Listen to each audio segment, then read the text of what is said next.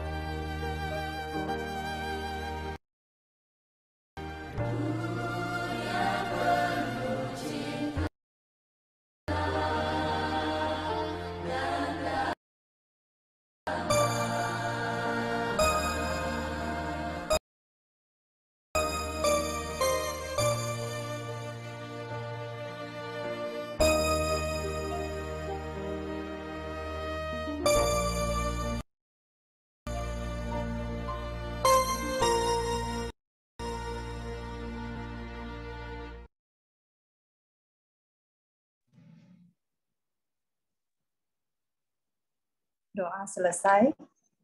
Selanjutnya kita akan melihat video cuplikan ulang tahun grup yang kedua.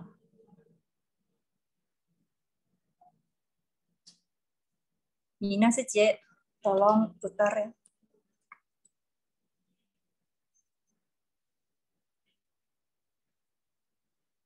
Jaringan agak lelet ya, sorry ya.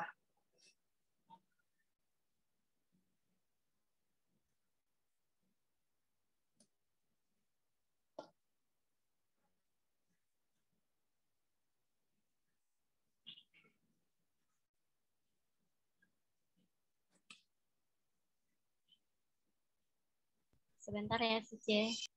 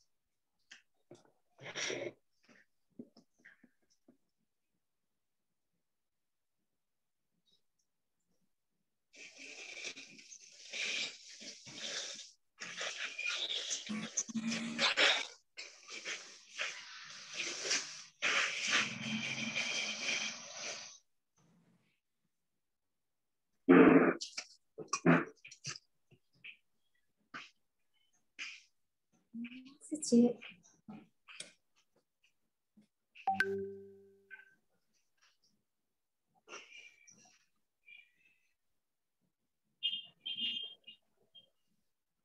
Happy birthday to you.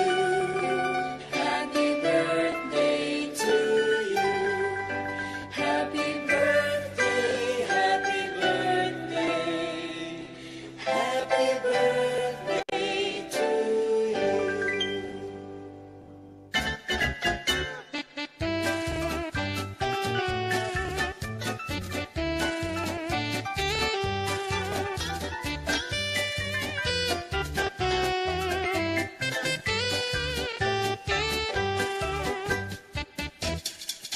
Birthday yang kedua, semoga lebih banyak orang yang bervegetarian. Semoga kita semua sehat selalu. Go vegetarian!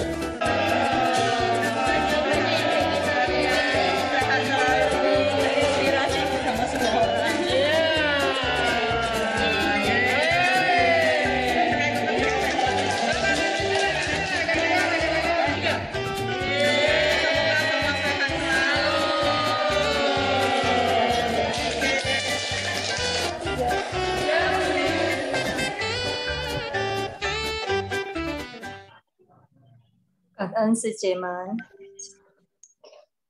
sudah mempersiapkan cuplikan video yang luar biasa dalam waktu yang sangat singkat ya. Nah, Sisong Sejie, hari ini kita kedatangan tamu spesial yang akan men-sharing ke kita tentang cara mudah mempraktik pola makan gizi seimbang nabati dengan sehat dan benar.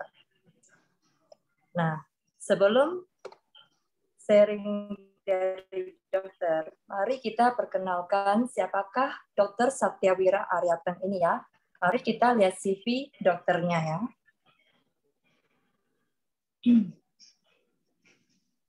Oh, next.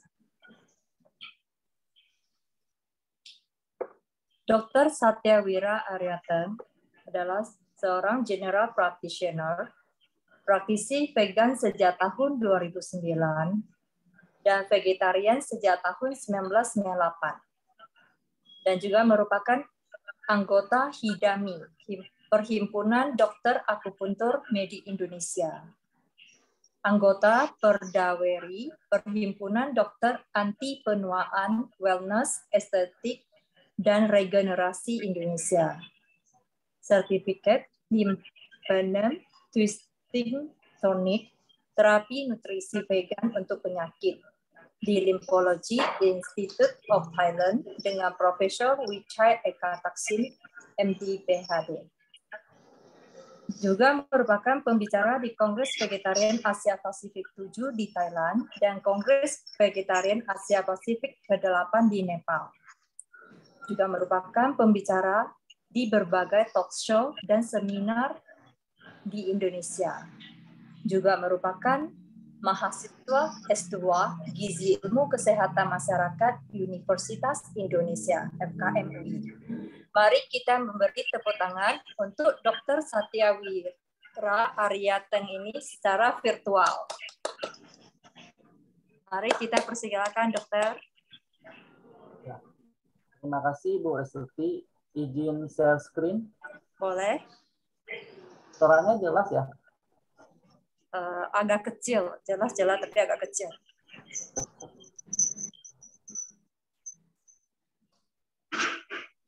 Sudah terlihat? Sudah.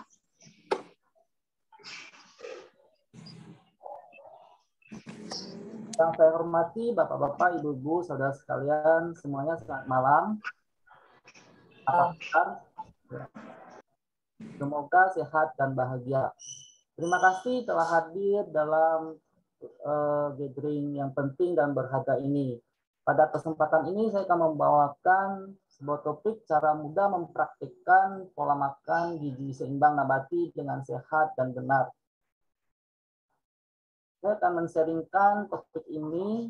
Mengapa saya men-sharingkan topik ini? Saya selalu senang melihat kisah orang yang sehat, sukses, dan bahagia. Namun, ada banyak kisah kesedihan dalam kehidupan yang saya temui, seperti orang yang terkena jantung, stroke, diabetes, kanker, kolesterolnya tinggi, asam urat, darah tinggi, kemudian cepat tua, obesitas, dan lain-lain. Saya bermimpi suatu saat saya bisa menemukan suatu cara bagaimana mencegah, bahkan sampai memulihkan dan mengobati penyakit tersebut. Lalu saya mengikuti pendidikan kedokteran dan mendalami pola makan berbasis nabati.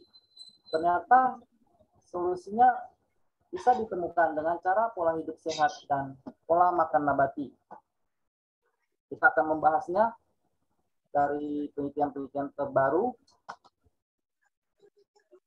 Kita lihat penelitian Riset tahun 2018 menunjukkan peningkatan indikator penyakit tidak menular seperti tekanan darah tingginya meningkat, prevalensinya, kemudian obesitasnya juga meningkat, kemudian diabetesnya juga meningkat, kemudian prevalensi konsumsi buah dan sayur kurang pada umur lebih dari 5 tahun juga meningkat.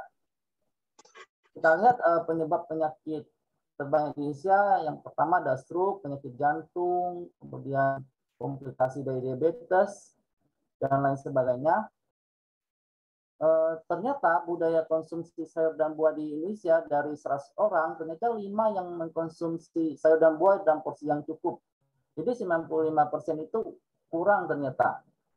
Jadi dari ini kita membantu Kementerian Kesehatan sama Germas untuk mempromosikan bagaimana mengkonsumsi sayur buah itu agar cukup, agar bisa terhindar dari penyakit tidak menular.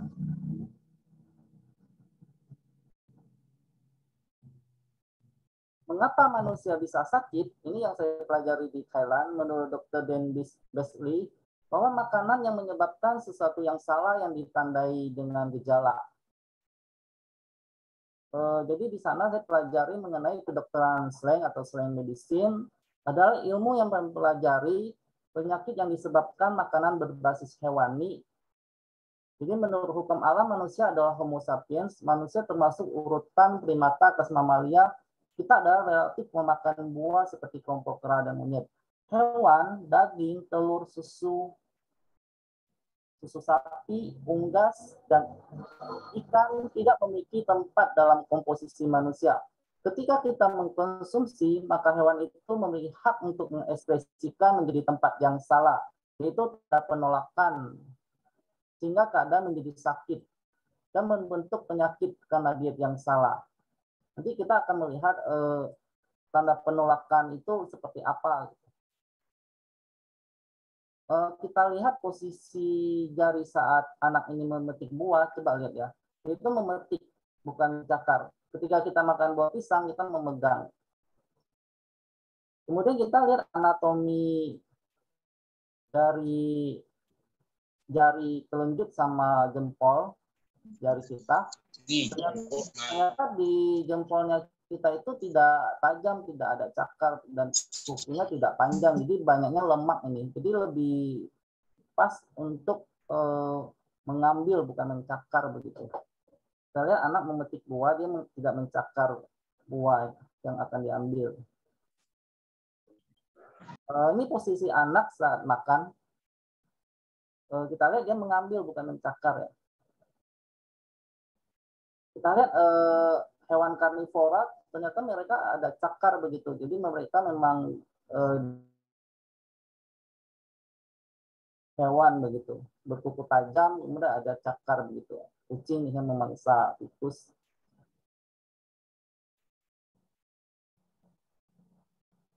Kemudian kita lihat tanda penolakan dari kolesterol. Mengapa sih kita ada kolesterol? Ternyata sumber kolesterol itu banyaknya di hewani, hanya ada di hewani, di nabati itu nggak ada, seperti otak, kuning telur, hati, ini seafood, keju, babi, sapi, kambing, ayam. Di sayur-sayuran, buah-buahan, kacang-kacangan, biji-bijian, kolesterolnya 0. Kita lihat sayuran, kacang tanam, minyak kelapa juga 0.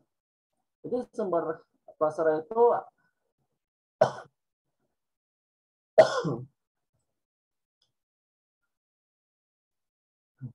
maaf.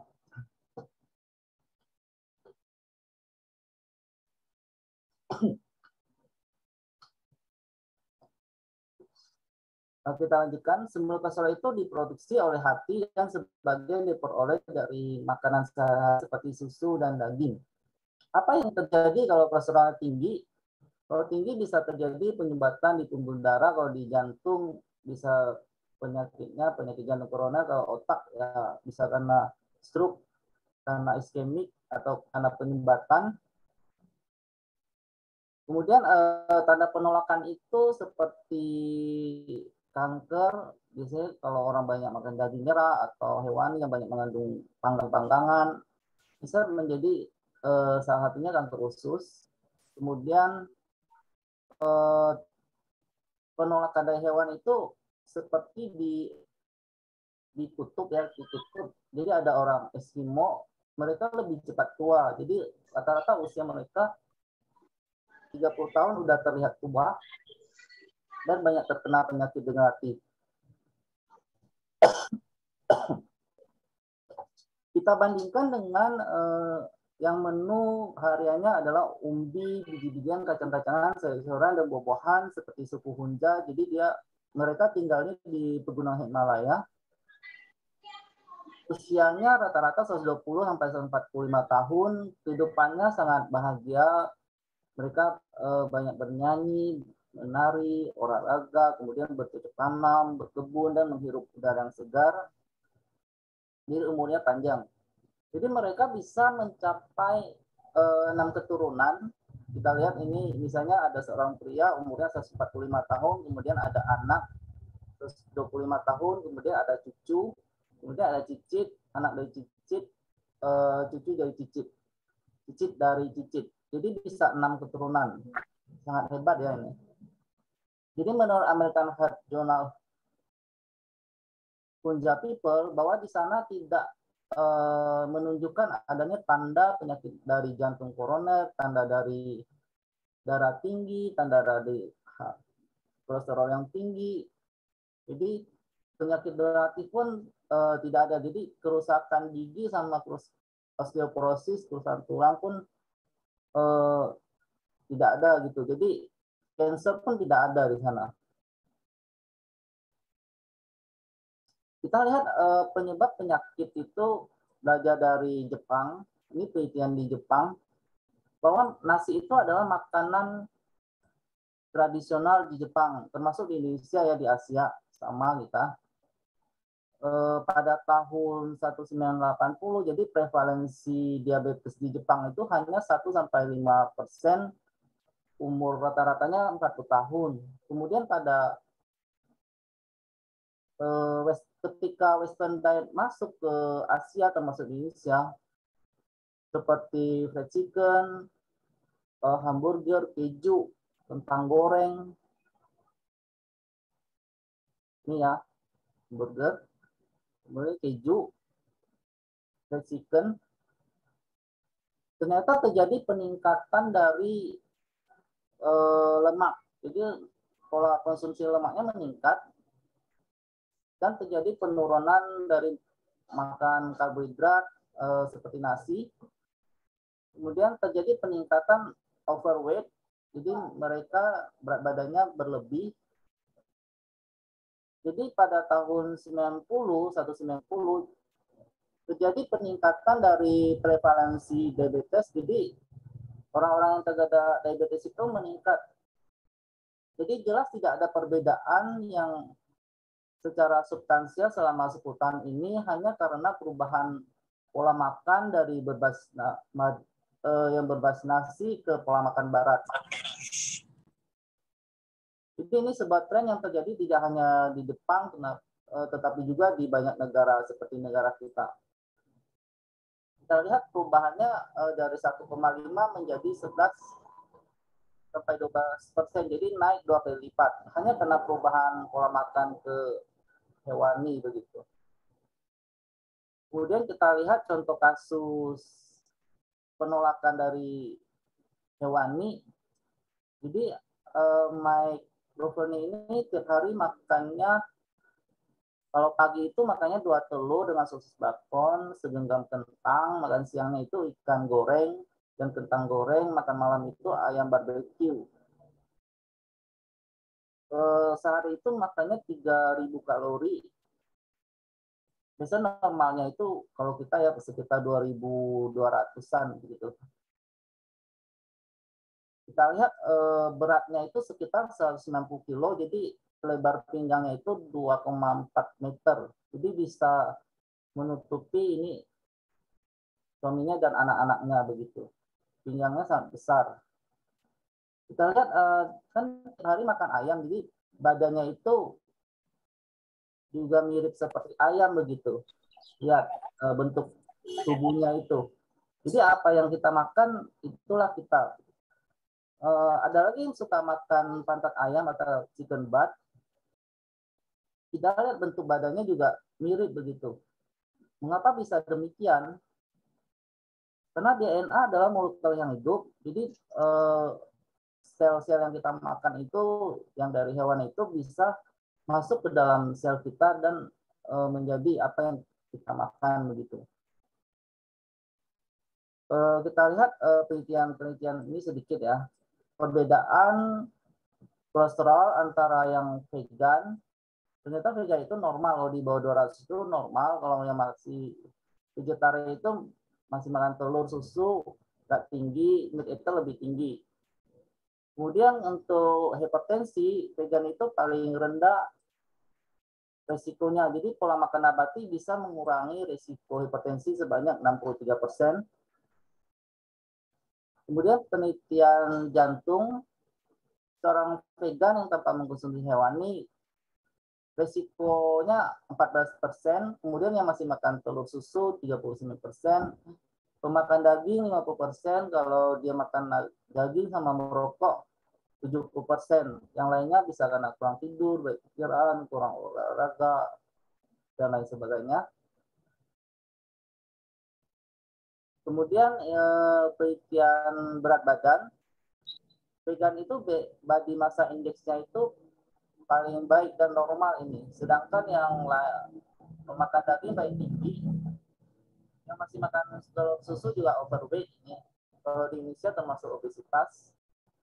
Kemudian diabetes prevalence, kita bandingkan yang meat eater dengan vegan, jadi 3 kali lipat lebih banyak pemakan daging. Kalau vegan risikonya lebih sedikit.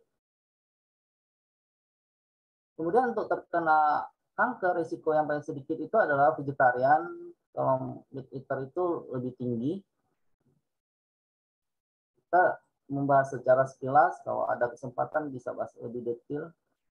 Kemudian yang saat ini yang sedang kita alami COVID-19, bahwa pola makan nabati menurunkan risiko gejala berat sebanyak 73%. Jadi walaupun kita terkena COVID-19 tapi tidak seberat, jadi gejalanya mungkin ringan saja begitu. Jadi kalau ini kan kebanyakan yang meninggal itu karena penyakit ginjal ya, kalau berhubungan dengan COVID-19. Kemudian kalau dia sudah ada penyakit jantung, kemungkinan kematiannya 9 kali, diabetes 8,3, kemudian hipertensi 6 kali, kemudian kalau dia ada penyakit imun 6 kali, dan lainnya. Jadi ketika kita pola makan nabati, kita bisa menghindar begitu dari penyakit komorbid ini. Jadi kita walaupun terkena tidak sampai kematian begitu.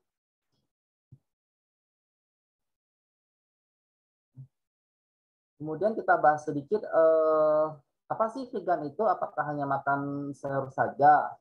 Apakah artinya vegetable? Jadi vegetarian itu dari bahasa Latin artinya vegetus, artinya sehat, kuat, dan semangat. Jadi plant-based diet itu adalah sama juga dengan vegan. Jadi makanan yang berasal dari nabati seperti sayur-sayuran, buah-buahan, biji-bijian, kacang-kacangan. Ini vegan ya. Kemudian yang lacto-ovo yang masih mengkonsumsi telur susu, lakto masih mengkonsumsi susu. Jadi yang paling baik itu adalah vegan atau plant-based whole food, jadi makanan yang alami yang tanpa banyak proses gitu. Kemudian apakah ibu hamil, ibu menyusui, balita, remaja, orang tua, lansia bisa vegan? Jadi diet vegetarian dan vegan adalah sehat, dapat mencegah, mengobati penyakit kronis, serta membuat lingkungan lebih baik. Diet vegetarian dan vegan yang tepat, jadi ini harus digarisbawahi tepat ya. Cocok untuk semua tahap siklus hidup, baik kehamilan, bayi, anak, remaja, dan lansia. Dan membantu mengurangi risiko penyakit jantung, tekanan darah tinggi, diabetes tipe 2, stroke, obesitas, serta beberapa jenis kanker. Ini menurut Academy of Nutrition and Dietetics tahun 2016. Kemudian menurut British Dietetic Association bahwa a balanced vegan diet can be enjoyed, jadi dapat dilakukan oleh anak termasuk pregnancy, ibu hamil, ibu menyusui.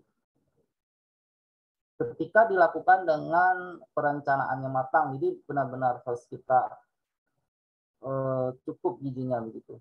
Pola makannya benar-benar dari segi psikologinya benar. Kemudian perkembangan pola makan dulu kan 4 sehat 5 sempurna pada tahun 1950. Kemudian pada tahun 93 itu berubah menjadi pedoman gizi seimbang. Jadi 4 sehat 5 sempurna itu masih mengkonsumsi susu.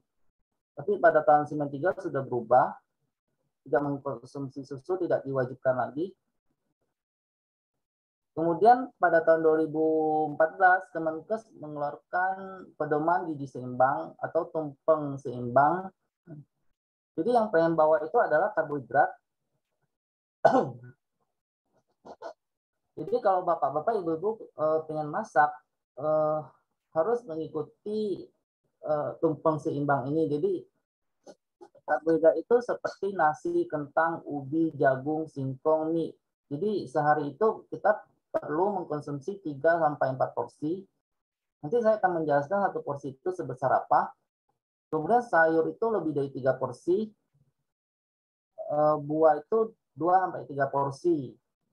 Kemudian untuk proteinnya bisa dari protein hewani atau nabati. Tapi kalau kita pola makan nabati, kita mengkonsumsi pola makan nabati dari protein nabati begitu, seperti dari kacang-kacangan sama biji-bijian. Nanti saya akan jelaskan lebih detail. Kemudian untuk orang sehat kita membatasi gula, garam, minyak. Kalau minyak itu maksimal 5 sendok makan, kalau garam 1 sendok makan, kemudian gula 4 sendok makan. Tapi kalau pada orang yang sudah sakit, kalau ini perlu benar-benar dibatasi untuk minyak, gula, dan garam. Jadi kita harus makan beraneka ragam karena tidak ada satu jenis makanan atau minuman yang mengandung seluruh gizi. Prinsipnya bervariasi dan seimbang. Jadi kita nggak perlu takut, oh saya kurang gizi ini, kurang gizi ini. Kalau kita makannya bervariasi, begitu, nggak cuma satu macam. Kemudian ini isi piringku, ini dari Kemenkes juga. Isi piringku itu terdiri dari setengah piring adalah sepertiganya itu ada buah-buahan, kemudian 2/3-nya itu ada sayuran, kemudian setengah piringnya lagi adalah, ini setengah piringnya adalah sepertiganya itu adalah lauk pauk, kemudian 2/3 itu makanan pokok. Makanan pokok itu karbohidrat ya. Jadi kalau kita lihat lauk pauk ini ada lauk pauk dari hewani atau nabati. Jadi kalau kita vegetarian kita pilih yang nabati. Ternyata dari 100% ini untuk yang hewani itu hanya 1/12 protein hewani. Jadi sebetulnya anjuran pemerintah Kementerian Republik Indonesia itu 93% itu makanan kita itu adalah nabati begitu atau vegan. Hanya 1/12 yang protein hewani. Jadi kita bisa substitusi ke nabati begitu. Ini contoh makanan nabati. Jadi ketika kita mau masak, jadi karbohidratnya misalnya dari nasi coklat atau nasi merah, ini karbohidrat. Kemudian ada sayur. Ini juga kacang protein. Kemudian ada sayur. Kemudian ada buah. Buah bisa 1 porsi. Nanti kita ambil salah satunya buah Buah-buah itu nggak harus mahal, boleh buah lokal gitu. Sayur juga nggak harus mahal, boleh buah sayuran yang tersedia di tempat kita. Ini contoh makan nabati, misalnya ada nasi, ada sayur, ada proteinnya, kemudian ada kacang, ada buah. Jadi sehari itu sekali makan harus ada salah satunya begitu. Kemudian banyak sekali beredar di masyarakat tentang protein hewani adalah sumber protein kelas 1. Kita lihat perbedaan protein hewani dan nabati, bahwa sumber protein hewani itu adalah sumber kolesterol, kalau nabati itu tidak ada kolesterol. Jadi proteinnya tinggi, kalau ini proteinnya sih cukup. Jadi di hewani itu tidak ada serat. Kalau nabati itu seperti sayur-sayuran, buah-buahan ada serat, kemudian ada antioksidan, ada fitokimia. Kemudian lemak di hewani itu ada lemak jenuh, kemudian ada penyebab kanker, kemudian kalau seperti ayam atau ternak lainnya biasanya dikasih antibiotik, kemudian hormon pertumbuhan, kemudian dikasih obat, begitu. Kita lihat Mike Mataroza, dia adalah seorang binaragawan. Jadi untuk menjadikan otaknya besar, dia makan daging 3 kilo sehari. Jadi makanannya hanya protein hewani begitu, tanpa makan sayur buah. Jadi untuk membuat otot-ototnya ini besar. Gitu. Tapi pada tahun 48 tahun terjadi serangan berulang, akhirnya meninggal. Ini meninggalnya hanya 48 tahun, 2014. Kemudian kita lihat binaragawan yang pemakan daging, kita lihat di dadanya itu banyak operasi jantung ya, open heart surgery. Kita lihat di tengah-tengah dadanya pernah operasi. Kita lihat binaragawan yang plant-based diet, kita lihat untuk membentuk otot-otot ini dari tahu tempe. Jadi no meat, no problem. Jadi mereka tetap bisa membuat otot-ototnya bagus gitu. Ini seorang Varinder Singh, world first vegetarian super body. Kita lihat tubuhnya kan vegetarian dia. Ini juga pada atlet, pada wanita. Mungkin ada, saya kurus kalau makan vegetarian, saya nggak bisa gemuk. Coba kita lihat, salah satu hewan yang paling besar di dunia ini adalah gajah. Dia hanya makan seperti semangka, pisang, tapi badannya sangat besar begitu.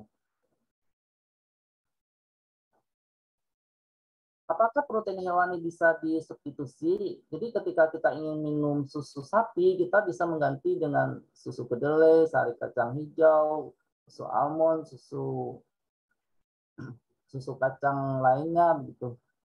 Kemudian ketika kita ingin makan hamburger, kita boleh mengganti dengan hamburger vegetarian. Kemudian ketika ingin makan ayam, kita ganti tahu, tempe. Jadi banyak sekali sumber protein hewani yang bisa kita substitusi ke protein nabati. Untuk orang dewasa, kebutuhan proteinnya adalah 0,8. Kemudian ada yang menganggap bahwa protein nabati itu bermutu rendah. Kita lihat kasein, whey, egg, dan soy protein nilainya 1. Jadi yang bermutu tinggi yang sama dengan nilai protein adalah dari kedelai, soy protein.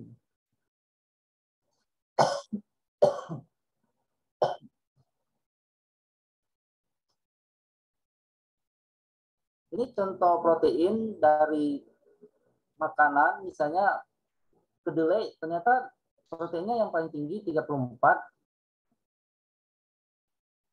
Pada daging sapi, babi, ayam masih kalah. Kemudian buncis juga cukup tinggi, kacang hijau juga cukup tinggi. Jadi orang dulu kalau kurang gizi dikasih bubur kacang hijau. Apakah kalau saya tidak makan telur saya akan kurang protein? Ternyata protein dari telur itu hanya 12,9, masih kalah dengan kacang hijau sama buncis. Ini 21. Jadi kita tidak perlu takut kalau saya tidak makan telur, saya akan susah mencari protein. Kita bisa mengganti dengan kedelai, tahu, buncis, kacang hijau, jagung pun ada. Kemudian di tempe, ternyata proteinnya 18, cukup tinggi.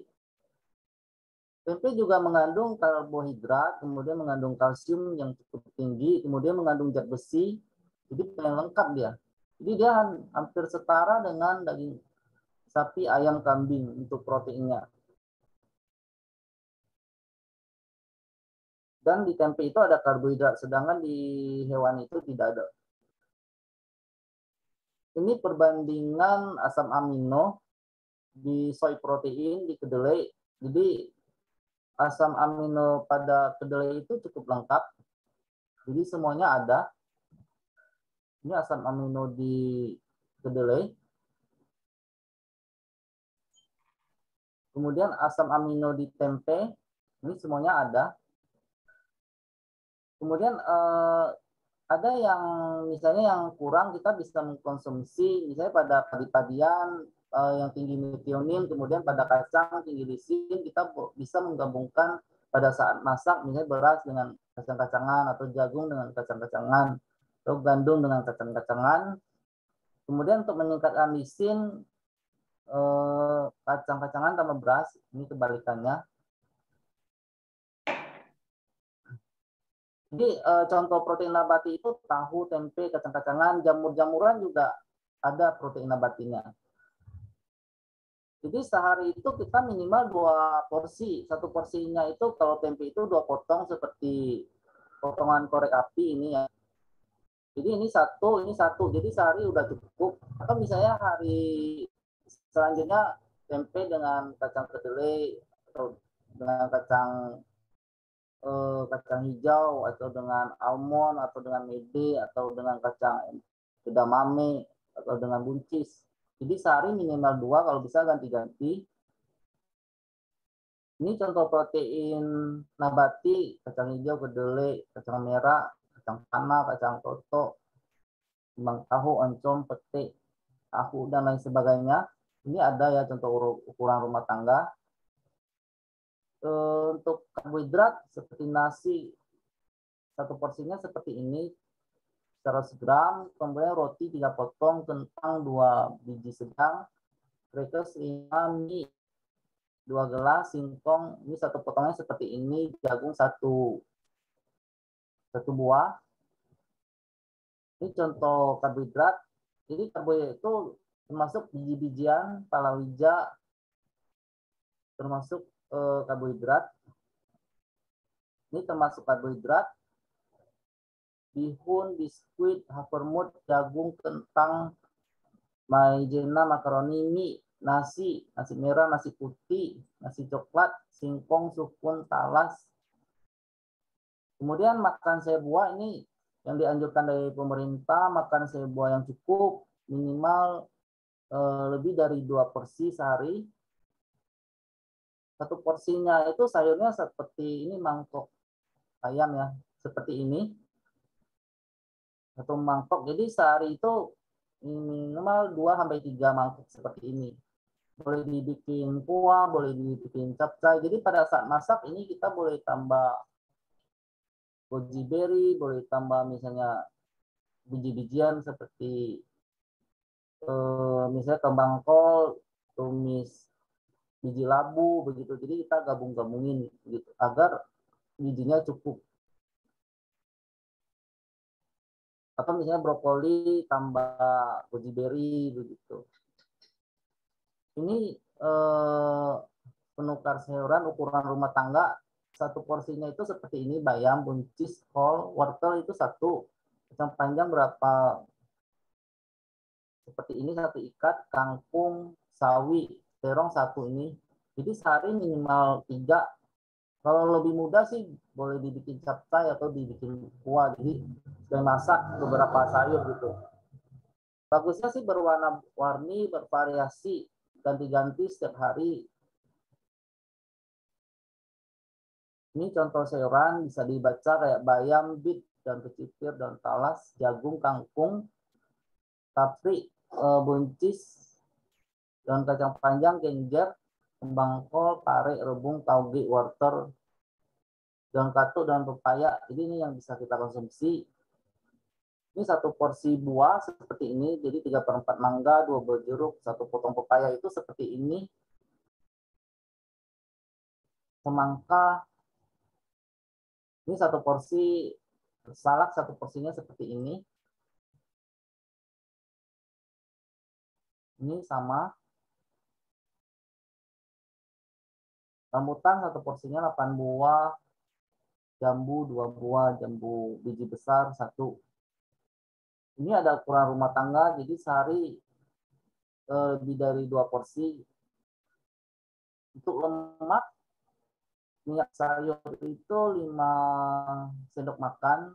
Jadi boleh dari alpukat, margarin, kelapa. Tapi kalau kita sudah sakit, bagusnya pakai minyak tidak jenuh seperti canola, sunflower begitu.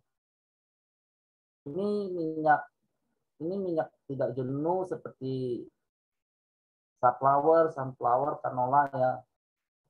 Kemudian lemak jenuh, minyak kelapa, santan, keju, minyak kelapa sawit. Jadi maksimal 5 ini. Ini untuk orang sehat ya. Tapi kalau sakit kita memakai minyak ini. Kemudian apakah menjadi vegan akan terkena anemia? Jadi anemia itu paling banyak di dunia. Apalagi untuk ibu hamil, untuk remaja putri, kemudian anak-anak, balita. Jadi prevalensinya sangat tinggi. Kita harus benar-benar mencukupi kebutuhan zat besi ini kalau kita mau vegetarian atau vegan. Jadi makanan yang banyak mengandung zat besi itu kayak bayam, tempe, brokoli. Jadi ada. Jadi untuk meningkatkan penyerapan biasanya kita gabung dengan vitamin C seperti jeruk. Begitu yang menghambat penyerapan biasanya yang seperti kopi, begitu kita teh. Jadi kita hindari pada saat makan yang mengandung zat besi. Yang mengandung zinc atau seng, bayam, lettuce, jamur, green bean, ini bisa dibaca. Kemudian yang banyak mendapat perhatian juga vitamin B12. Banyak penelitian bahwa vegan itu bisa kekurangan. Jadi untuk mencukupinya itu kita perlu makanan yang difortifikasi seperti sereal atau mie atau susu kedelai yang mengandung B12. Kemudian penelitian juga banyak mengatakan bahwa tempe mengandung 5 mikrogram. Jadi kita perlu mengkonsumsi tempe untuk vitamin B12. Kemudian dari rumput laut juga ada penelitiannya mengandung vitamin B12. Kemudian untuk kalsium. Jadi ketika ingin tinggi, ketika ingin tulang kita kuat, kita perlu mengkonsumsi sayuran hijau. Kita lihat jerapah, contohnya yang mereka memakan daun-daunan hijau. Kita lihat badannya sangat tinggi. Kemudian ternyata dinosaurus juga plant eater. Jadi mereka juga banyak yang makan daun yang dan badannya besar begitu. Dari mana mendapatkan kalsium? Jadi kalsium bisa dari sayuran, kacang-kacangan atau makanan yang diperkaya atau difortifikasi. Bisa dari olahraga, vitamin D, berjemur sinar matahari pagi. Kemudian kita lihat makanan yang mengandung kalsium. Ada yang bilang bahwa susu sapi tinggi kalsium kalau mau kuat minuman susu. Ternyata masih kalah dengan wijen. Jadi 10 kali lipat lebih tinggi di wijen. Kemudian di agar-agar juga cukup tinggi. Mustard, tahu, kedelai, almond juga ada. Jadi wijen itu perlu, misalnya kita mau masak tumis buncis, kita boleh taburkan wijen begitu, boleh wijen hitam atau wijen putih gitu.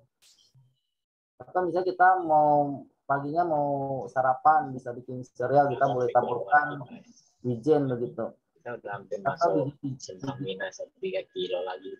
Atau biji-bijian yang lain. Jadi untuk kebutuhan kalsium itu kalau rata-rata di Indonesia itu sekitar 120 mg untuk yang dewasa ya.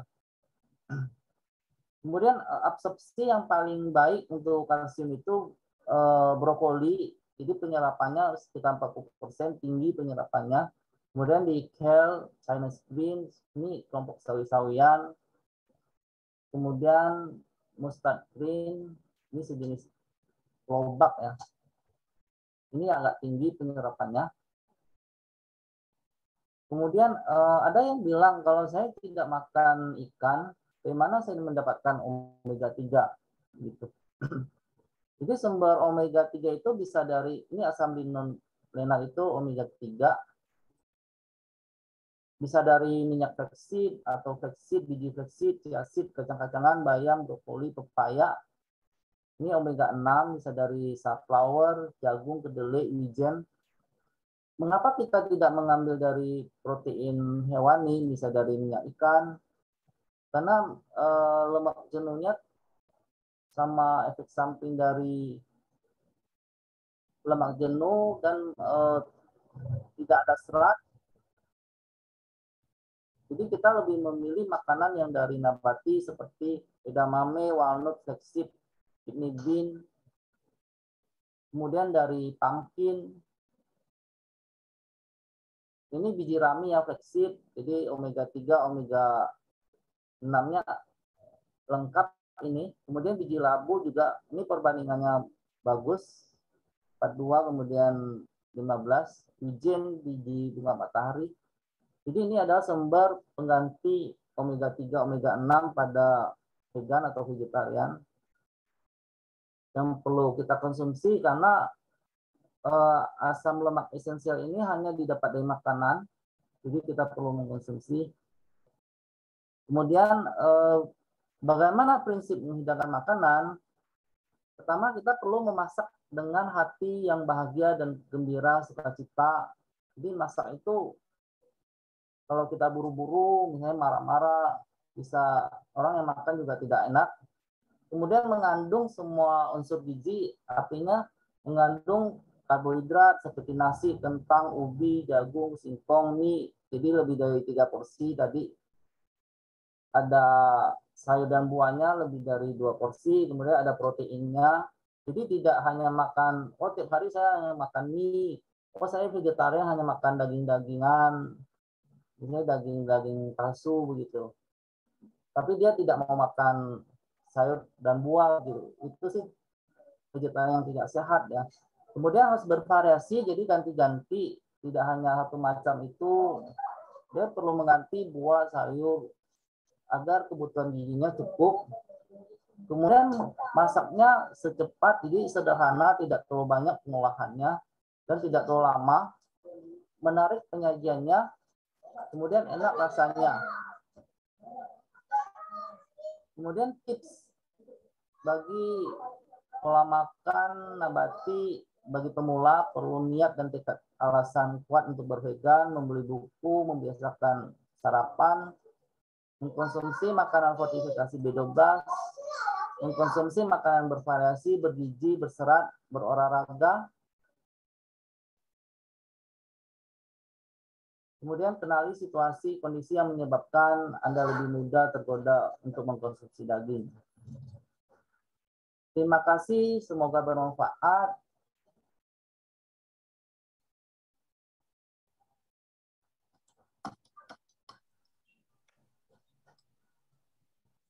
Terima kasih dokter sudah berbagi ilmu yang luar biasa bermanfaatnya.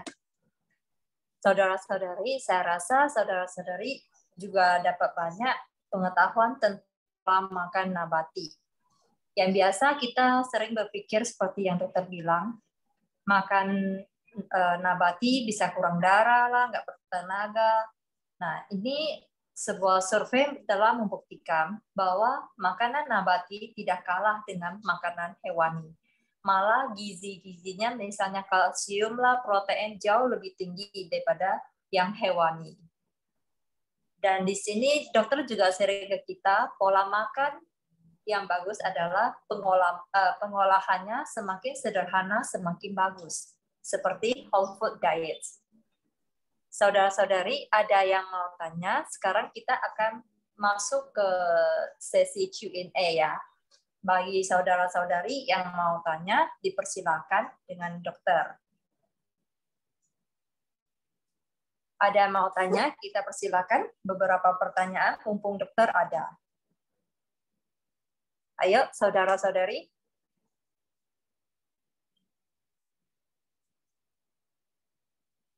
Menu vegetarian juga banyak ya, seperti tadi tumpeng kita, itu pun menunya vegetarian dari resep yang kita share di grup Love and Peace with Veggie.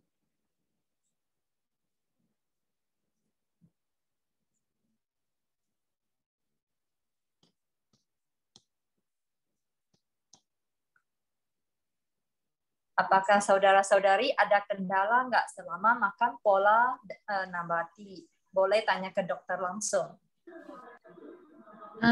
Restuti Suci, boleh tanya ke dokter? Boleh. Oke, silakan. Oke. Malam Dokter Teng, saya mau nanya sedikit mengenai protein nabati ya di kacang kedelai. Kalau misalnya itu kacang kedelai kita udah gunain bekas susu kacang kedelai, ampasnya kita gunain lagi, apakah itu nilai gizinya masih sama atau enggak? Apalagi kita udah olah ke makanan lain gitu, kayak dibuat jadi menu lain gitu. Nilai gizinya itu hitungnya gimana, Dok?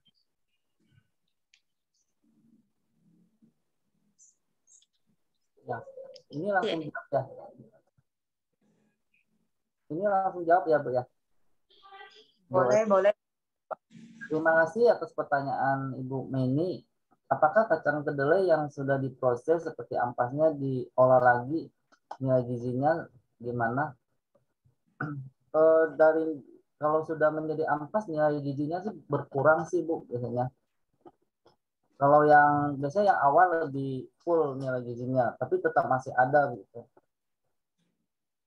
Jadi lebih masih boleh dipakai, cuman nggak terlalu full gizinya. Itu, Bu. Jelas nggak, Bu? Oke, makasih dokter. Kan ini sih, ya, jadi kalau misalnya sudah jadi ampas, gizinya sudah berkurang, ya. Ya, saudara-saudari yang lain ada yang mau ditanyakan lagi? Mumpung dokternya ada, yang biasa kita masakan yang kita ragu-ragu. Ayo. Silakan, suaranya agak kecil lah. Oh, Lina Sece. Ya. Selamat malam, Sece. Saya izin tanya kepada dokter ya, Sece ya. Ya, silakan Sece. Terima kasih ya. Dokter, tadi ada satu slide yang penjelasan dokter, ada semi vegetarian dan pesco vegetarian ya. Dokter boleh tolong bantu dijelasin apa yang dimaksud semi vegetarian dan pesco vegetarian? Kan, dokter? Terima kasih pertanyaan Bu Lina. Pertanyaan yang bagus. Semi vegetarian itu biasanya yang masih makan ikan, tapi kalau menurut dunia itu, menurut IVU International Vegetarian Union, vegetarian itu ada 3 yang resmi. Jadi vegan, kemudian lacto-ovo, kemudian lacto-vegetarian yang saya jelaskan tadi. Itu yang benar-benar diakui. Cuman ada beberapa penelitian, ada yang masih makan ikan, fish vegetarian begitu. Tapi yang diakui cuma 3 sih, Bu. Yang paling sehat itu adalah vegan, karena risiko penyakitnya paling sedikit sih kalau dari penelitian. Jelas nggak, Bu? Yang pesco vegetarian kurang kedengaran ya, dokter. Kalau yang semi vegetarian yang masih makan ikan, kalau yang pesco itu penjelasannya gimana ya, Dok?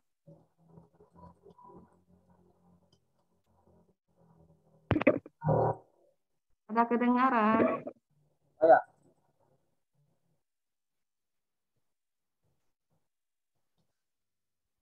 Ya, dokter, Tadi dokter jelasin yang semi vegetarian yang kategori masih makan ikan.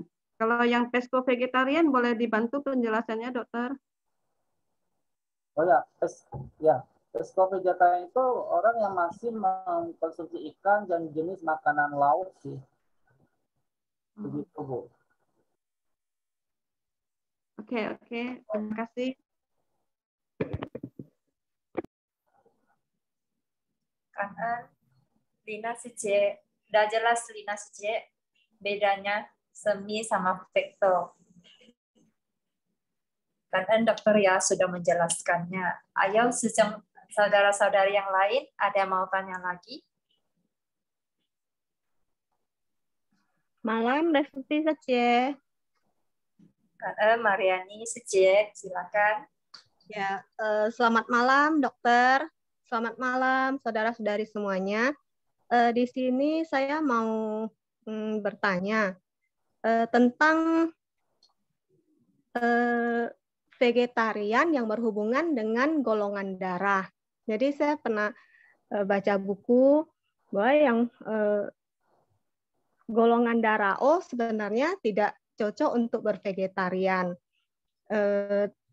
Kalau menurut dokter tentang hal ini bagaimana ya dok? Karena kita tahu bahwa vegetarian itu kan sangat sehat, tapi ya itu kan golongan darah ada A, B, AB, dan O. Nah, golongan darah O katanya sih paling tidak cocok untuk bervegetarian. Yang paling cocok itu kemarin saya nggak salah golongan darah AB ya, yang itu sangat cocok untuk bervegetarian. Nah, bagaimana menurut pendapat dokter tentang hal ini? Terima kasih sebelumnya, dokter. Ya, terima kasih pertanyaan Ibu Mariani. Pertanyaan yang sangat bagus. Apakah golongan darah O cocok untuk vegetarian? Kalau kita melihat biasanya penelitian itu nggak cuma satu penelitian, jadi kita melihat beberapa banyak penelitian, misalnya meta analisis atau systematic review yang jadi gabungan dari banyak penelitian kita lihat. Jadi kalau saya sih tidak melihat cuma salah satu penelitian begitu. Jadi kita lihat yang paling banyak, kemudian penelitian yang paling baru, penelitian yang sesuai evidence based medicine itu yang kita pakai sih. Jadi yang saya lihat itu lebih sehat sih kalau orang yang pola makan nabati begitu. Kalau yang data ini saya belum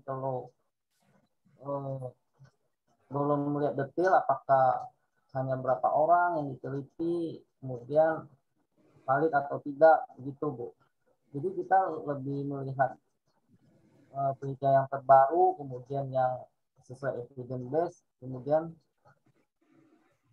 yang paling banyak ininya yang diteliti begitu. Jelas nggak, Bu? Ya, oke, dok. Jadi intinya mungkin kalau kita memutuskan untuk bervegetarian atau vegan ya kita harus tahu ya misalnya nilai-nilai gizi, terus komposisi apa saja yang dibutuhkan oleh tubuh kita. Kira-kira begitu ya dokter ya. Dan kita harus memberikan asupan tubuh kita dengan cukup ya dokter ya. Ya, betul. Kalau kita memang belum tahu, prinsipnya kita makan bervariasi, seimbang, jadi ganti-ganti, nggak cuma 1-2 macam makanan, kita nggak perlu takut kurang gizi sih. Gitu. Iya. Kita bervariasi sih. Walaupun kita nggak ngerti gizi, maksudnya orang biasa, orang awam, kita bisa masak ganti-ganti, yang penting ada karbohidratnya, ada sayur dan buah, ada proteinnya, ada kacang-kacangan, lemak, gula, garam sedikit. Intinya sih begitu, Bu. Oke, iya dok. Berarti ada karbo, ada serat, ada protein. Ya, ada serat. Iya. Tinggal nanti komposisinya yang kita atur ya dokter ya. Betul. Oke, ya oke baik ya dokter. Dokter, sehat selalu. Mariani Sicie sudah tanya tentang darah ya dan pola makanan dan hati. Dan dokter sudah menjawab dengan detail. Nah, ayo saudara-saudari, ada lagi yang mau ditanyakin? yang masih menurut saudara-saudari ragu untuk bervegetarian?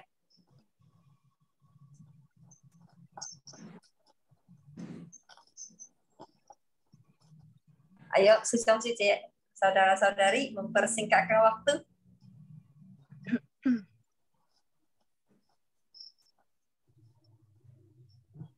Ada lagi? Kalau nggak ada, Dokter, mohon izin bertanya. ada Susong? Dokter, mohon izin bertanya. Boleh suaranya. Dokter, mohon izin bertanya.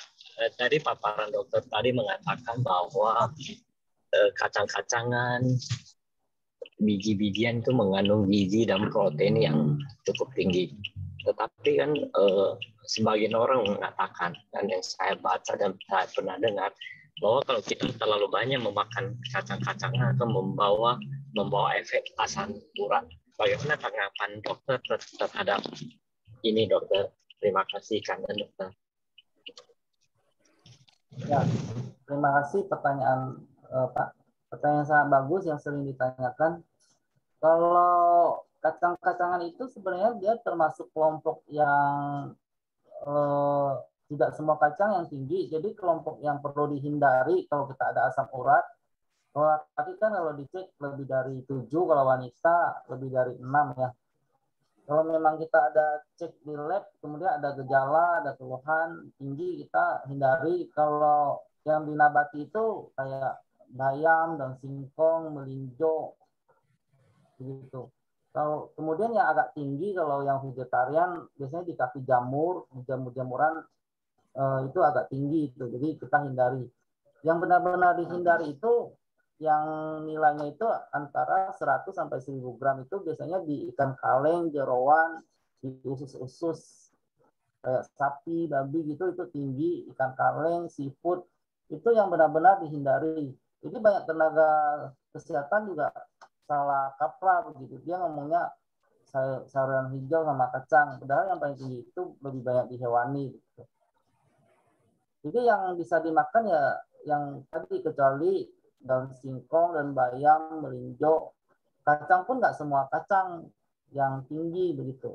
Kebanyakan sih dia rendah sampai moderat. Begitu Pak.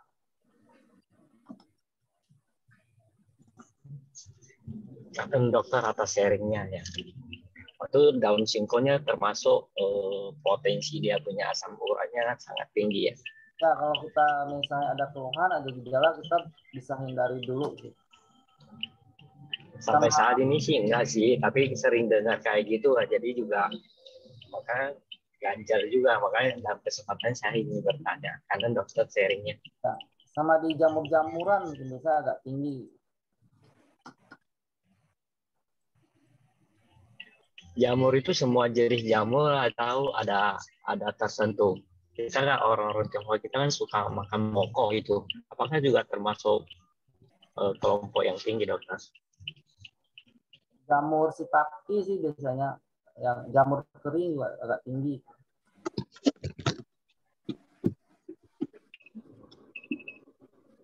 Bentar, saya share sedikit tentang asam urat.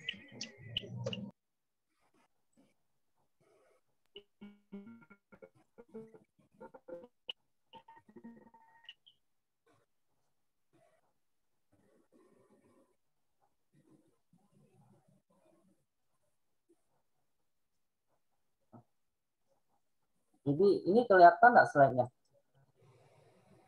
Kelihatan ya? Yang Sudah kelihatan.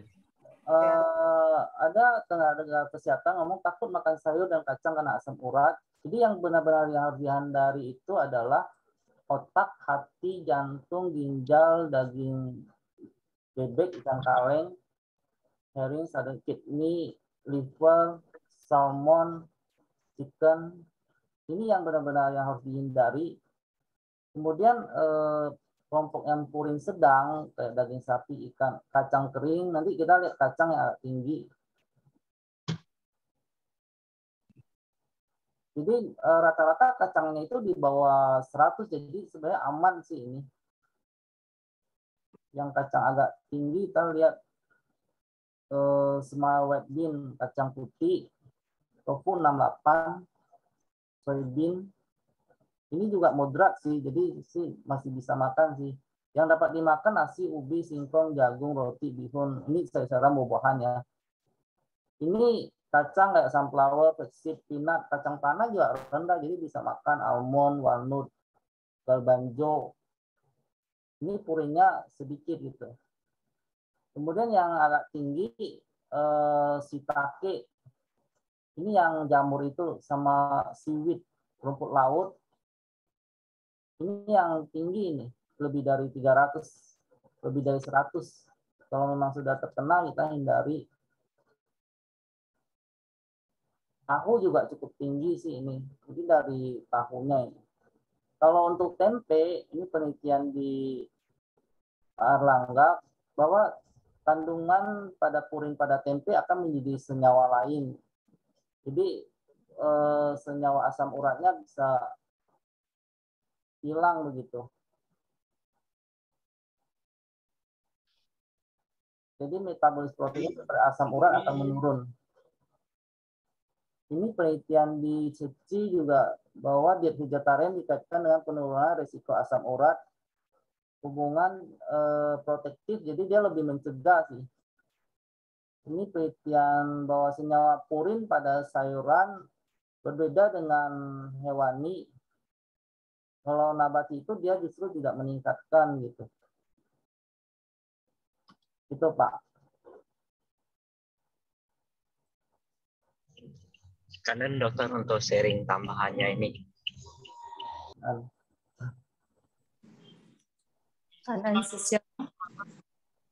Ada yang mau tanya lagi, saudara-saudari? Pisang uwa tapi saya sek. Evelyn Vin Sucie, satu, ini saya Vin. halo Evelyn Sucie, ada mau tanya?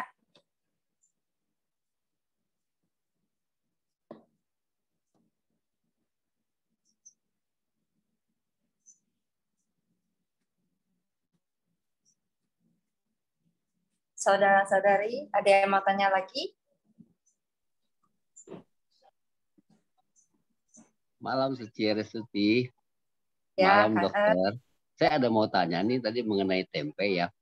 Saya itu kalau makan nasi ya itu lebih sering hanya tempe atau tahu.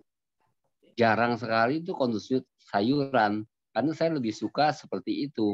Apakah berpengaruh ya untuk kondisi kesehatan tubuh gitu?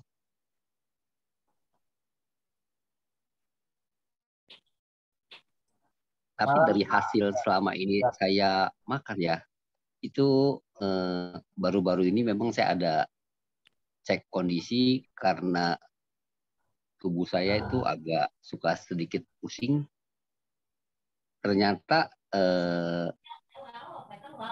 gula darah saya rendah, sekitar 7.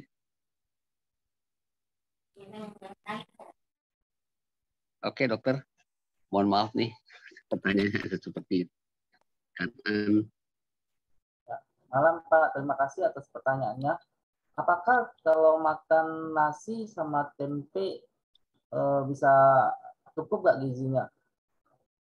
Ini tentu kurang ya. Jadi tubuh manusia itu kalau untuk hidup yang seimbang kita perlu sayur dan buah sebagai sumber vitamin dan mineral. Jadi untuk metabolisme seperti protein dari vitamin dan mineral itu butuh sayur dan buah-buahan begitu. Yang kalau ini kan nasi kan hanya ada karbohidrat, kemudian tempe protein begitu. Jadi ini bisa lama-lama bisa kurang gizi begitu. Bisa ada kekurangan zat-zat gizi mikro maupun makro begitu Pak. Jadi kalau mau sih perlu kami sarankan diubah menjadi pola makan nabati yang seimbang. Jadi perlu tambah sayuran dan buah-buahan gitu Pak. Baik, terima kasih dokter.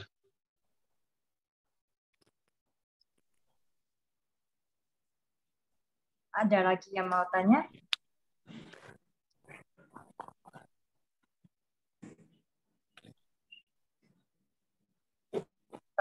Kalau belum ada, saya ada pertanyaan, dokter. Ya, silakan. Tadi kita bahas tentang asam urat ya. Nah, yang menyebabkan asam urat kan sering dengarnya sih dari kacang-kacangan. Nah, kalau kacang-kacangan itu apakah tadi kan bilang nggak semua kacang-kacangan bisa menyebabkan asam urat. Jadi kalau misalnya kan kita sering dengar nuts sama bean, apakah itu yang membedakan atau gimana? Seperti kacang hijau. Kacang hijau kalau bahasa kita kan kacang hijau. Tapi kalau kita searching itu kan mung bean gitu loh. Jadi apakah ada membedakan bahwa kalau bean itu lebih aman, sedangkan nuts itu yang bisa menyebabkan kita ke asam uratnya. Kan, dokter? Ya, terima kasih pertanyaan Bu Ursuti. Tadi kan sudah dijelaskan bahwa yang perlu dihindari itu yang di atas 100 sampai 1000 yaitu adanya di hewani. Jadi banyak miskonsepsi, jadi salah persepsi. Kalau penelitian yang tadi kan bahwa menyatakan bahwa pola makan nabati justru dia protektif, lebih mencegah gitu. Dan kacang-kacangan yang tinggi itu tadi tidak terlihat di bawah 100 kebanyakan. Jadi yang agak tinggi yang di kalau vegetarian di jamur, shiitake, rumput laut itu yang benar-benar kita hindari. Tapi kalau di lebih banyak sih kalau tidak vegetarian di hewani, jeroan, usus, ikan kaleng, seafood kayak itu yang benar-benar dihindari. Itu menurut data sih. Jadi mungkin banyak salah informasi ya dari ini. Kan banyak sekarang orang men-share tapi tidak sesuai evidence base begitu. Jadi kita perlu melihat ini ada penelitiannya enggak begitu. Begitu, Bu. Oke, karena dokter. Jadi nggak ada persepsi bahwa nas sama bin itu ya. Oke, Karen. Ada masalah sih. Oke. Saudara-saudari yang lain, ada yang mau ditanyakan lagi? Kalau enggak, kita akan berakhir sesi Q&A kita ya. Gimana? Kita hitung sampai 3 ya. Kalau nggak ada yang mau tanya lagi, sesi Q&A kita tutup ya. Tapi ada pertanyaan di chat saja. Oke, coba kita lihat ya. Nah, ini dari Dr. Wijono. Kopi, teh merah, hijau, susu merupakan minuman favorit rakyat Indonesia. Bahkan beberapa dicampur menjadi satu menjadi kopi susu, teh Thailand, Thai tea itu ya. Bahkan mungkin bisa timbul mix kopi susu teh. Pertanyaannya, reaksi mix minuman di atas sehingga mengganggu penyerapan suatu gizi tertentu dalam makanan yang kita konsumsi. Maksudnya ada reaksi nggak kalau minuman begitu banyak jenis mix jadi satu? Karena dokter itu pertanyaannya. Mungkin susu campur ke kopi, campur ke teh ya gitu ya maksudnya. Jadi itu ada efek gimana ke tubuh kita? Ya, ada beberapa zat seperti misalnya zat besi kalau dicampur dengan teh dia akan menghambat. Mungkin ada beberapa zat kalau susu sapi ya misalnya kita terlalu banyak makan susu sapi, kemudian kalsiumnya itu bisa mengambil kalsium dari tulang kita sehingga tulang kita semakin kropos begitu. Itu efeknya sih biasanya. Ada beberapa zat yang bisa terganggu untuk penyerapannya. Itu, Bu. Oke, kan dokter. Gimana dengan Bapak yang tanya tadi? Dr. Wijono? Jawabannya bisa diterima? Oke. Kalau nggak ada feedback, kita anggap oke ya. Oke, ya ada yang mau tanya lagi? Kita hitung 3 ya. Kalau nggak ada, kita Q&A tutup ya. 1. Saya deh mau tanya, Sucie. Ayo. Selamat malam, Pak Dokter. Ya, malam, Bu. Pak Dokter, saya mau nanya ya, Pak Dokter. Saya juga UPG udah cukup lama ya, udah kurang lebih 5-6 tahun. Saya mau nanya, kalau kurang garam harus makan apa ya, Pak Dokter? Garam, yodium.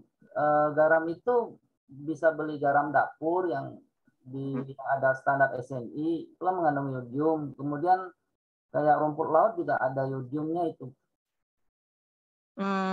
Enggak, saya udah beberapa kali ada makan garam ya dari garam dari apotek ya, yodium gitu. Terus saya juga makan ada kadang-kadang adukin garam Himalaya itu dengan air hangat, tapi tetap aja masih kurang yodiumnya gitu. Kalau cek ke dokter selalu bilangnya kurang yodium. Kurang yodium itu akibatnya jadi kadang-kadang lemes, ngantuk gitu loh. Harus gimana ya Pak Dokter baiknya? Terima kasih ya. Oh ya, perlu dicari tahu sih penyebab kekurangan yodium. Mungkin bisa karena dari kurang hormon dari tubuh kita atau ada yang nggak seimbang. Perlu dicek lagi sih Bu. Kalau memang sudah makan tapi mungkin penyerapannya bermasalah begitu Bu. Perlu konsul lagi ini ke dokter ini penyakit dalam. Oh ya. Kalau terlalu banyak minum bisa berkurang juga nggak ya itunya garamnya larut nggak ya? Soalnya saya juga banyak minum air hangat gitu loh. Tidak terlalu efek sih Bu itu. Nggak efek ya. Oke, nanti saya sih ada konsul juga setiap 3 bulan sekali saya kontrol ke dokter.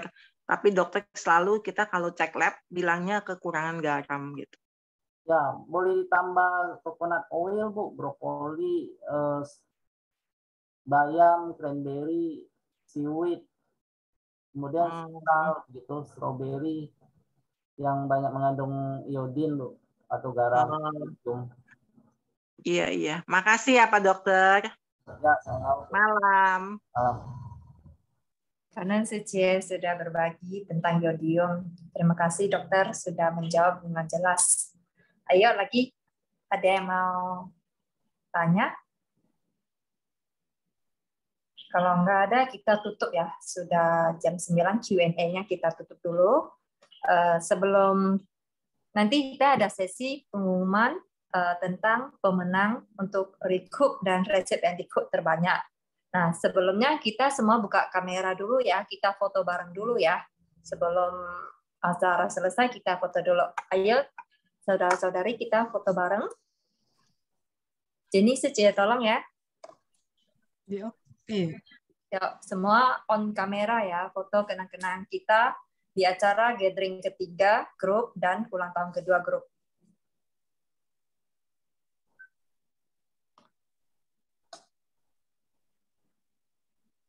Jadi Sucie bisa kasih aba-aba berapa slide? Oh, masih banyak yang belum hidup ya Sucie. Ayo hidupin kamera, kita foto-foto bareng sama dokter.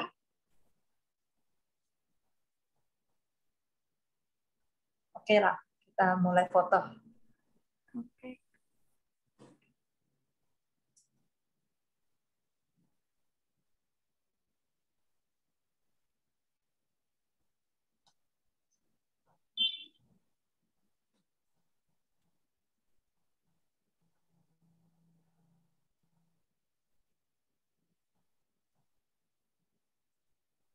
Sudah belum Suci? Bentar ya, sekali lagi ya.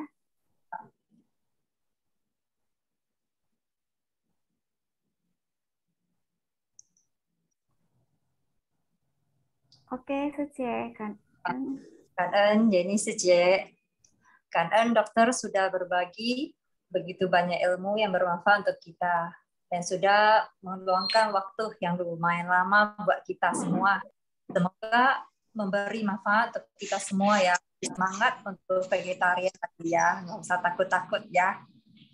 Karena dokter, ya, kita akan masuk ke sesi pengumuman pemenang untuk hari ini. Slide-nya, Jenny Suci.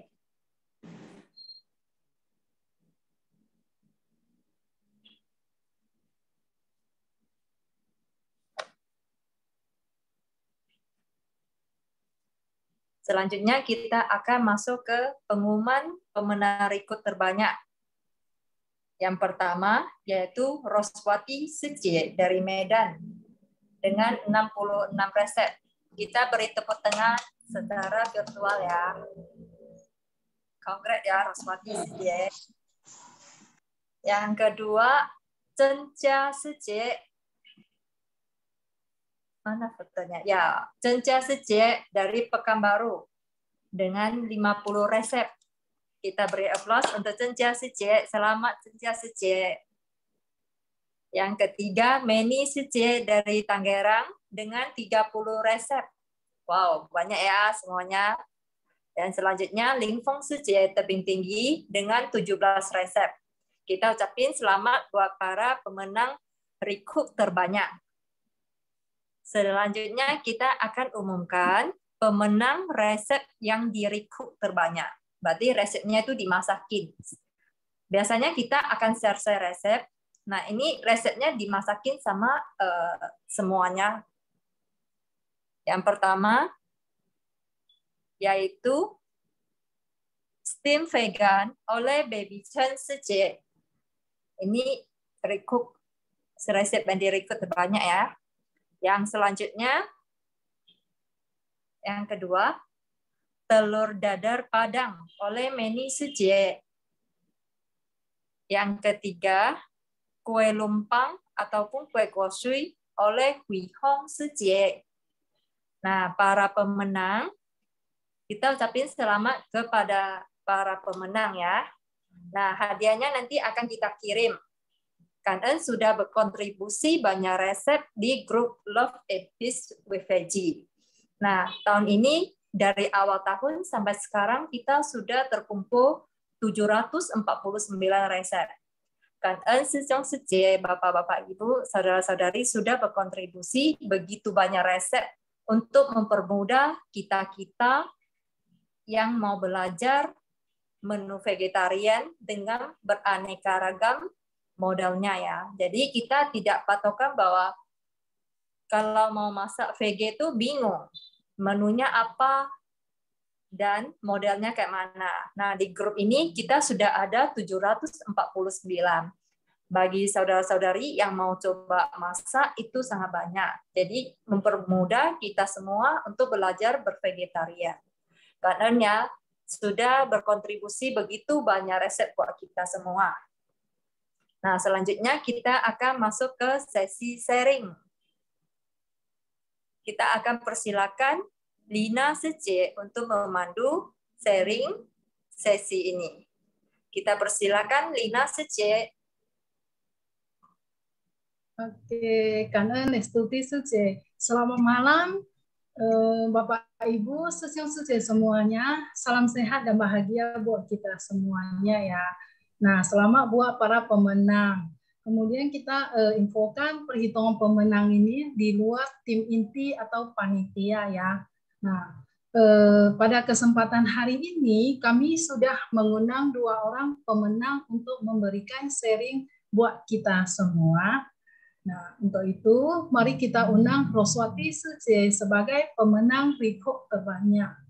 Halo Roswati Sejie. Halo Sejie. Selamat malam Susion Sejie, Bapak Ibu sekalian. Malam Sejie. Apa kabar Roswati Sejie? Baik Sejie. Nah, Sejie boleh tahu nggak kesibukan Sejie sehari-harinya? Biasa aja Sejie, cuma belanja, masak, ngantar anak sekolah, sekarang ada aktivitas kegiatan di Ceci Medan. Oh, berarti Sejie seorang ibu rumah tangga juga ya Sejie. Iya. Oh ya Sejie sudah bervegetarian berapa lama ya Sejie? Sejak tahun 2013, lebih kurang 9 tahun Sejie. Oh, sudah lumayan lama juga ya. Nah, apa yang Sejie rasakan setelah bervegetarian Sejie? Ya, tubuh semakin sehat lah Sejie, emosi juga semakin stabil Sejie. Berarti pengendalian emosi dan tubuh juga semakin sehat berkat vegetarian ya Sejie ya. Iya. Nah, Suce, pernah nggak Suce mengalami kendala dalam bervegetarian dan bagaimana Suce menyelesaikannya? Ada sih kendalanya Suce, terutama dari mertua ya. Mereka kurang setuju dengan saya vegetarian. Jadi pertama sekali saya vegetarian, saya diundang ke mertua makan. Jadi nggak makan, kita kan VJ, mertua nggak terima. Jadi kita terpaksa alasannya makan dulu, udah makan kenyang, jadi nggak makan lagi. Jadi pelan-pelan kita makan nggak disuruh lagi cara mengatasinya gitu Suci. Jadi boleh tahu nggak alasan mertua kurang setuju ya Suci bervegetarian? Alasannya pasti ada ya Suci. Mungkin karena kondisi kesehatan saya tidak mendukung ya Suci. Mereka takut saya sakit gitu ya. Karena saya memang awalnya sebelum VJ pun HB saya sudah sangat rendah dan tensinya juga rendah Suci. Sering bolak-balik masuk rumah sakit juga Suci. Oh, berarti mertua sedikit kurang setuju pun ada alasannya ya. Tapi bagaimana Suci menguatkan tekad untuk bervegetarian walaupun mertua juga mungkin kurang setuju ya. Apa yang Suci lakukan? Ya, cuman kita pelan-pelan memberi pengarahan bahwasanya bervegetarian itu bagus, nggak mengganggu kesehatan. Jadi pelan-pelan kita coba kreasikan menu VJ untuk keluarga. Jadi pelan-pelan bisa diterima lah Suci. Oh, berarti Suci melakukan pendekatan ya, tentunya dengan Suci menunjukkan bahwa dengan saya bervegetarian tubuh saya semakin sehat gitu ya. Jadi membuat anggota keluarga Suci yakin ya bahwa memberikan izin untuk Suci bervegetarian. Ya kan Suci? Iya Suci. Suci, ada nggak pesan dan harapan Suci untuk teman-teman di grup VG kita? Pesannya ya grup ini maunya tetap ada. Jadi dengan adanya grup ini kita semakin banyak menu-menu resep kreasi. Jadi yang bagi kita pemula-pemula ini tidak kesulitan untuk membuat kreasi menu VJ untuk keluarga. Jadi keluarga nggak bosan menunya asik gitu-gitu aja. Kalau ada kreasi menu baru, jadi lebih semangat lagi dalam memasak menu vegetarian Suci. Kan, berarti Suci sangat terbantu juga ya berkat dengan grup VG kita itu ya. Berarti terbantu ya Suci ya. Ya, dengan adanya karena Suci resep ini sangat terbantu kan Suci. Oke, karena Suci atas sharingnya yang sangat memotivasi kita semua ya. Nah, Suci kita bisa lihat ya, Loswati Suci setelah bervegetarian bisa merasakan pengendalian emosi lebih baik, kemudian kesehatan tubuh juga bertambah baik ya. Karena ya Loswati Suci atas sharingnya. Nah, selanjutnya kita akan mengundang Meni Suci dari Tangerang. Halo Meni Suci, apa kabar? Suci, suaranya belum dibuka. Kau Suci, baik Ina Suci, udah ya. Halo Suci, apa kesibukan Suci sehari-harinya? Boleh tahu? Sekarang lagi jalanin asuransi ya, jadi lagi sibuk-sibuknya. Tapi selain jalankan asuransi, Suci juga ibu rumah tangga ya, hobi masak ya Suci. Ya, hobi masak memang dari sejak mulai nikah ya, baru mulai masak. Saya lihat Meni Suci sangat inspiratif ya, karena Meni Suci sebagai pemenang recook terbanyak serta resep yang di recook terbanyak, menurut saya itu sangat inspiratif sekali. Nah, Meni Suci, bagaimana Meni Suci bisa begitu inspiratifnya gitu loh, rajin masak walaupun menjalankan kegiatan asuransi gitu, Suci. Boleh nggak sharing buat kita semua? Kalau aku sendiri sama anak-anak kan suka makan ya. Kita itu hobi makan, sekeluarga itu hobi makan. Terus kalau makanan yang udah berkali-kali dimasak itu anak-anak suka bosen. Keluarga saya juga begitu. Jadi suka bosen. Kenapa masak ini terus? Jadi itu kepala harus mikir kalau udah masak ini berkali-kali harus cari yang lain gitu. Mau tak mau harus tes ini, tes itu, tes sampai anak-anak suka gitu. Kalau nggak suka, nanti mereka carinya ayam lagi, saya yang pusing. Jadi harus cari yang mereka benar-benar kena di itu ya, cita rasa di mulut mereka itu pas gitu ya sama mereka, dan mereka cocok, ya udah bakalan mereka makan gitu. Kalau yang nggak cocok, mereka nolak untuk makanan VG-nya gitu. Jadi mau tak mau harus muter otak untuk nyari-nyari makanan yang harus sesuai selera mereka gitu. Nggak bisa sesuai selera saya lagi gitu. Kreasi ya Suce ya. Berarti Jadi harus cari untuk anak-anak. Apa ya sayang anak ya, ibu yang sayang anak ya. Biar kesehatan keluarga semua bisa terjaga. Jadi Suce rajin kreasi masakan gitu ya. Oh ya Suce, boleh tahu nggak Suce sudah bervegetarian berapa lama? Sebenarnya kalau vegetarian saya dari mulai keluarga saya ya, papa mama udah mulai vegetarian, kita udah semua udah ikut bervegetarian. Cuman kalau untuk berikrar saya belum gitu.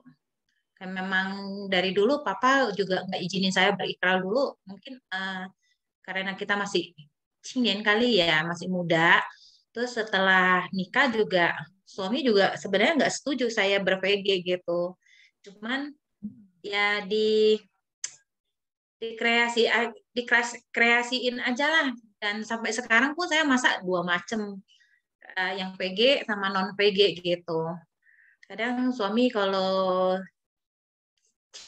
kok harus dia mau VG gitu, dan saya harus masak yang lebih istimewa kalau di Capko supaya dia mau makan gitu. Dan hari-hari 2 macam sayur VG pasti saya siapin. Nah, 1 macam untuk suami yang non VG gitu, supaya dia nggak komplain aja. Kalau semua dia komplain gitu. Jadi masih susah untuk saya untuk berikrar. Saya belum berani berikrar kalau nggak sampai satu keluarga ber-VG ya, ber-VG bareng-bareng gitu. Ya, gak apa-apa sih, Suce. Tapi Suce sudah sangat luar biasa ya. Soalnya sudah berusaha mengajak anggota keluarga untuk ikut bervegetarian dengan mengkreasikan berbagai menu resep vegetarian ya. Nah, apa Meni Suce, kita juga mau tahu nih, apa yang Suce rasakan setelah Suce bervegetarian? Kalau bervegetarian saya rasa sih untuk ke badan lebih sehat ya. Kadang saya ini vegetarian pun saya masih sembarangan makan, istilahnya sembarang makan dalam arti masakannya masih banyak yang mengandung lemak. Contohnya santan lah, masih ada cabai-cabai lah yang pedas-pedas ya, berminyak-minyak gitu ya. Itu kan orang Medan ya istilahnya ya, harus dia punya bumbu harus cukup ya kan. Jadi itu masih saya rasa itu, walaupun saya udah lama makan yang vegetarian, saya masih ada darah tinggi. Jadi, sejak akhir tahun kemarin 2021 itu Oktober, saya udah mulai ganti pola hidup sehat dengan makan yang serba dikukus ya, atau dihindari minyak, lemak gitu. Bersyukur semuanya hilang gitu loh. Darah tinggi saya juga udah normal kembali, kolesterol saya juga hilang gitu. Jadi mungkin polanya saya bervegetarian itu saya salah mungkin ya. Jadi sekarang ganti lagi. Cuman untuk anak-anak masih tetap ada sedikit lah minyak-minyak, lemak-lemak gitu ya. Mereka masih suka gitu. Ya. Jadi nggak bisa ikutin kemauan saya aja, harus mereka pelan-pelan ikutin. Ya saya makan dulu, hasilnya bagaimana nanti baru suruh mereka ikutin pelan-pelan. Gitu Suce. Apa sih Suce? Soalnya namanya kita masak untuk keluarga, anak-anak terutama yang mereka pasti sukanya gorengan, crispy dan sebagainya. Ya betul. Jadi bagaimana cara kita sebagai ibu kan menyediakan makanan yang sehat buat anak-anak kita. Jadi semua memang lewat kreasi masakan ya Suce ya. Terus tadinya kan Meni Suce dari pola memang vegetarian tapi lebih banyak mengkonsumsi gorengan, santan, masih ada sedikit kayak darah tinggi dan sebagainya. Tapi sekarang Meni Suce sudah beralih ke pola makan lebih sehat ya saja, mungkin dengan dikukus, kemudian dengan direbus. Nah, jadi lebih mengutamakan gizi lah seperti yang tadi sama Pak kesehatan. Dokter kasih tahu. Nah, ya benar ya. Oke. Nah, Meni Suce, kita mau nanya lagi nih, Suce pernah nggak mengalami kendala dalam bervegetarian dan bagaimana Suce menyelesaikannya gitu Suce? Wah, kalau kendala bervegetarian, bersyukur banget ya, saya nggak punya kendala untuk bervegetarian. Soalnya dari keluarga besar saya semua vegetaris. Cuma dari keluarga suami memang enggak bervege sama sekali, dan mereka memang menolak untuk bervege. Tapi saya sangat bersyukur sama Sang Buddha memberi suami yang tidak melarang saya untuk bervege walaupun dia nggak bervege dan dia menolak vege gitu.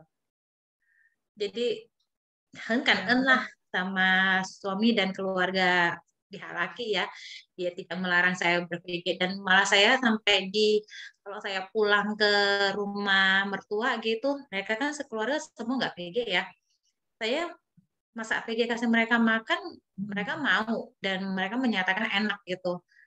Jadi nggak ada kendala. Kalau saya cari kendala nggak ada. Makanya saya bersyukur banget saya bisa sambil berkeluarga walaupun di suami yang nggak bervege mendukung saya bervege gitu. Tidak masalahin saya mau vege ke mau gimana, dia nggak peduli gitu. Yang penting makanan dia ada aja. Gitu saja. Jadi mantap sekali ya Sus ya, berarti selama dalam bervegetarian tidak mengalami kendala ya, karena dari keluarga Sus ya memang dasarnya sudah bervegetarian, tapi dengan ada pengertian dari pihak keluarga suami Sus ya bisa lancar-lancar aja lah selama ini menjalani kegiatan vegetarian ya. Nah, mantap sekali Sus ya. Nah, Meni Sus ya, ada nggak pesan dan harapan untuk teman-teman di grup kita ini?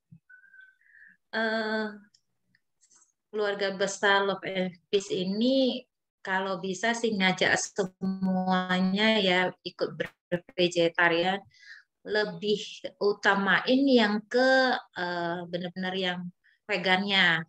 Jadi untuk pola hidup sehatnya lebih bagus daripada kita asal VG tapi tidak menjaga nutrisi seimbang dalam tubuh kita ini.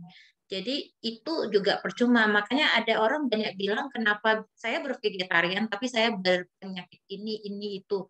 Nah itu karena pola makan kita yang salah walaupun kita bervegetarian. Jadi sejak saya ikutin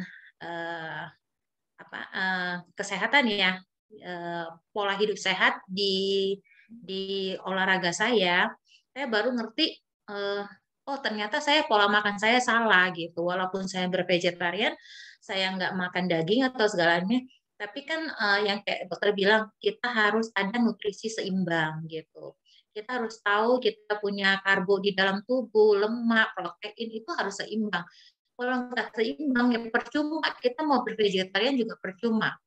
Contoh kita kayak tadi ada Sesyong yang bilang hanya makan tempe sama nasi. Ya otomatis salah, kita itu merusak tubuh, bukan bervegetarian yang baik, tapi itu bervegetarian yang salah gitu. Jadi benar-benar harus gizi seimbang. Dengan gizi seimbang kita baru bisa mencerminkan kita seorang vegetaris yang bagus, yang baik dan yang sehat gitu loh. Jadi orang pun mau ikut gitu. Saya punya contoh satu, ini kasus nyata ya, kisah nyata dari sepupu saya sendiri. Dari dulu saya suruh dia ikut bervegetarian, dia bilang saya masih muda, saya nggak mau perlu vegetarian. Vegetarian itu nanti aja, nggak perlu. Dalam agama Buddha itu Sang Buddha nggak mengajarkan kita bervegetarian, dia bilang gitu. Makan aja semua yang dimakan, asal tidak berbentuk, kita nggak lihat bentuknya. Oke, bertahun-tahun dia kalau nggak jadi vegetarian, suami istri itu selalu jawabnya begitu. Dan lebih parah itu suaminya bilang, kalau saya nggak makan sehari itu daging, saya serasa mati katanya gitu. Nah, tahun ini, tahun 2021 ini, 22 ini awal tahun kejadiannya itu di suaminya. Tiba-tiba kena serangan jantung dan begitu dicek, dia udah harus di ring 3, pasang ring 3. Dan saat itu juga dokter suruh dia stop semua yang berbentuk daging-dagingan. Tidak boleh daging-dagingan. Dan makanannya tuh harus sayur-sayuran yang dikukus. Nah, dari situ istrinya juga ikut karena takut. Jadi ikut pola makan suaminya. Semua dikukus, semua di apa. Karena kan baru operasi ya, pasang ring ya. Habis itu dia datang ke saya, dia tanya, Meni gimana ya cara makan vegetarian ya katanya. Saya bingung disuruh gini aja, saya makannya gimana. Saya bilang, oh ya kok, kalau Koko mau makan, semua dikukus, jangan direbus. Kalau direbus, gizinya hilang. Terus tidak usah sampai semuanya dikukus, nggak ada rasa. Rasa boleh, tapi yang penting gizi seimbang. Dia bilang, ya bego ya saya ya, dari dulu kenapa saya nggak ikut kamu ya vegetarian ya, karena saya kan nggak disiksa begini, sampai nggak boleh makan apa-apa. Kalau ikut pola makan kamu, paling tidak saya boleh makan dikit-dikit, masih dikit-dikit. Saya bilang, ya semua nggak ada yang terlambat. Kalau sekarang mau makan silakan. Mungkin bisa mengubah pola hidup Koko juga, saya bilang gitu. Dan ternyata dia makan dari awal Januari habis pasang ring itu sampai sekarang, dia makan itu kukus-kukusan, sayur-sayuran, dikuahin atau apa, tapi hindarin lemak, tepung-tepungan dia hindarin, karbo juga tidak terlalu banyak. Gula darah dia juga jadi bagus, kolesterol dia juga jadi bagus. Sekarang jantungnya udah lumayan berubah. Jadi ada perubahan, semua kesehatan dia yang memburuk itu jadi membaik setelah dia benar-benar ikut pola nutrisi yang sehat. Jadi bukan hanya sembarangan kita bervegetarian makan sayur aja, tapi pola nutrisinya yang harus kita seimbangkan di dalam bervegetarian. Nah, itu yang harus kita fokuskan untuk semua anggota vegetarian. Jadi jangan salah artikan bervegetarian hanya makan sayur, makan yang tidak mengandung hewani aja, tapi gizi seimbangnya harus diperhatikan. Jadi supaya orang nggak bilang, oh Anda bervegetarian tapi Anda tidak sehat, Anda sakit-sakitan gitu. Nah itu yang membuat orang lain melihat kita, kalau kita sakit-sakitan bervegetarian gimana ya? Orang lain pasti bilang, kamu aja yang vegetarian sakit gimana coba? Jadi kita harus unjukin ke orang lain yang nggak bervegetarian, oh saya bervegetarian itu tapi tubuh saya sehat, saya nggak ada penyakit, kita benar-benar sehat. Jadi jangan bervegetarian tapi kita banyak penyakit di dalam tubuh kita, itu yang harus kita hindari. Jadi pola makan yang baik itu dikembangkan aja, nutrisinya diperbaharui lah, dibenerin gitu. Itu aja sih Cece untuk pesan kita ke semua teman-teman di grup RG ini ya. Oke, karena Meni Suje atas sharingnya yang sangat menginspirasi kita semua ya. Nah, Sejong Suje, saudara-saudari, berarti kita dalam bervegetarian harus mengutamakan pola makan yang sehat dan gizi yang seimbang. Karena itu akan sangat membantu kesehatan kita. Nah, mungkin sharing kita sampai di sini ya. Kangen sharingnya dari Roswati Suje dan Meni Suje. Kangen ya, semoga kita semua sehat selalu. Selanjutnya saya serahkan kepada MC Lestuti Suje. Kangen Lina Suje. Wah, mantap ya, sharing dari Meni Suje dan Roswati Suje. Sangat menginspirasi. Selanjutnya kita akan mempersilakan Wakil Ketua Siji Pekanbaru, Metayani Suje, untuk menyampaikan pesan cinta kasih buat kita semuanya. Mari kita persilakan Metayani Suje. Kita beri tepuk tangan. secara virtual untuk Metayani Sece. Sece, kita persilakan. Kan ya, Restuti Sece. Selamat malam, Sesyong Sece ya. Saya sapa Sesyong Sece aja semua ya. Pertama-tama kami mewakili grup Love and Peace with PG mengucapkan terima kasih ya yang sebesar-besarnya kepada Dr. Satyawira Aryawanteng yang sudah memberikan sharing pengetahuan ya kepada kita semua tentang lebih fokus kepada pola makan vegan ya. Jadi ilmu yang di-sharingkan ke kita pada malam ini sungguh sangat berharga ya. Mudah-mudahan bisa mengembangkan pengetahuan kita dan kita bisa lebih bertekad mengubah pola vegetarian ke pola vegan. Ya, ini mungkin keinginan dan harapan kita semuanya. Nah, Sesyong Sece kemudian juga kangen ya kepada Meni Sece sama Roswati Sece atas sharingnya ya. Jadi cukup menginspirasi kita semua dan mungkin bisa menjadi motivasi bagi kita yang masih belum bisa, maksudnya ke tahap vegetarian ya. Nah, Sesyong Sece tidak terasa ya waktu berlalu begitu cepat ya. Jadi grup vegan kita pun sudah kurang lebih 2 tahun ya. Jadi kangen kepada Sesyong Sece semua yang sudah berkontribusi di grup kita ini dengan satu tujuan yang mulia. Kita di grup ini sesuai dengan nama grup kita ya, Love and Peace. Kita punya tujuan yang sama untuk mengembangkan cinta kasih dan menciptakan kedamaian bukan hanya terhadap sesama manusia, tetapi juga terhadap hewan. Nah, setiap hari kita juga melihat ya berapa banyak hewan yang menderita karena nafsu keinginan manusia. Hewan juga punya hak untuk hidup dan mereka juga sama dengan kita takut mati. Dan hewan sebenarnya bukan diciptakan untuk dimakan, tetapi untuk melengkapi kehidupan di alam semesta. Mereka lahir dan mati mengikuti proses alam.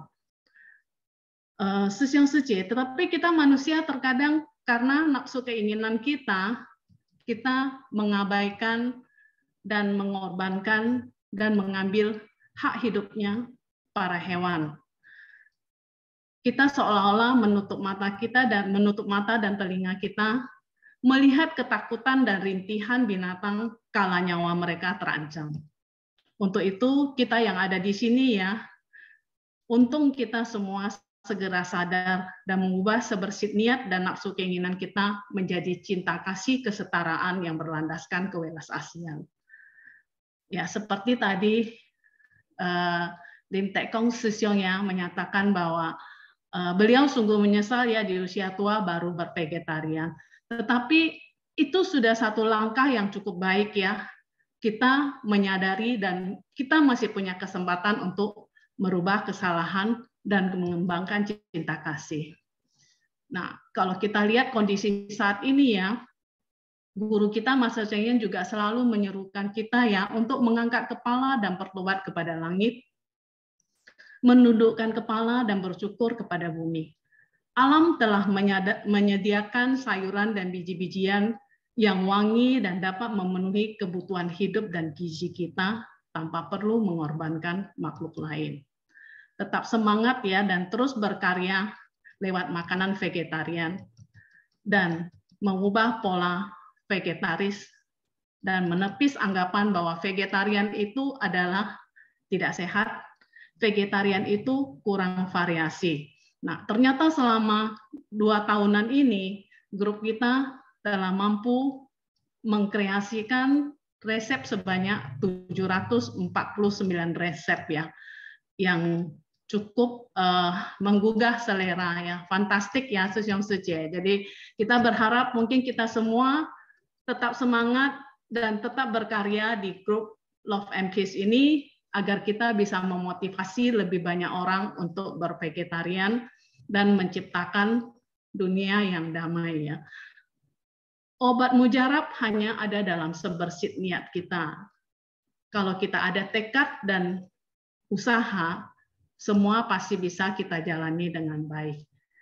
祝福大家，加油呀！师兄师姐，感恩。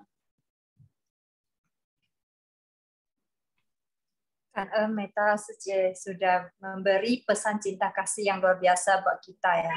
Cinta kasih kita tidak hanya untuk manusia, tetapi untuk semuanya, termasuk makhluk hidup yang lainnya. Selanjutnya kita akan memberi kesempatan untuk kita semua juga saran dan masukan untuk grup Love and Peace with PG ini. Saudara-saudari dipersilakan ya, boleh kasih masukan sehingga ke depannya grup kita bisa lebih berkembang dan bisa lebih mengajak lebih banyak orang bervegetarian.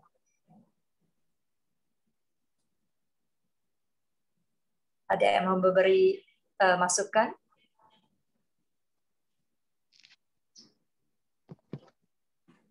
Ayo. 1 orang, 2 orang nggak apa-apa.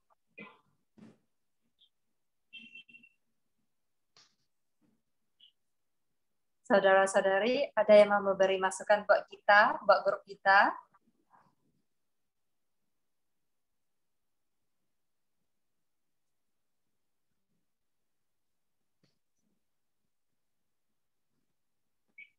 Mariani, setuju?